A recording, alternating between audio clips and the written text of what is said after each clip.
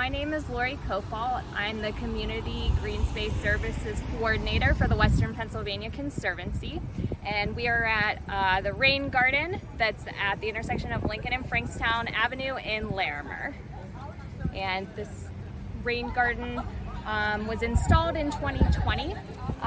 The garden is able to withstand 2,500 gallons of rain in a single event, so it would collect in the beds and not enter the storm system, and that averages out to about 100,000 gallons a year that's pulled out of the stormwater system. So during a storm event, water would be running off the impervious surfaces, the sidewalks and the road, and it would enter into this grate here, which you can see we just had a big storm event, so that's great. It would filter through there, hit the rocks. The rocks will help the water infiltrate the ground a little more slowly, and then it runs down the rocks and into the garden itself, into the basin, where the roots of the plants that are planted will suck up a lot of that water, and it can be held in there for a while.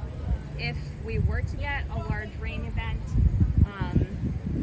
that would cause the level in the bed to raise really high, there's an overflow outlet over there. So if the water were to reach almost to the edge here, there's an overflow. So that's that basin that has the metal grate on it. Water would filter into there if it were to reach that height. And there is a plastic pipe that runs underneath and flows into this bed over here.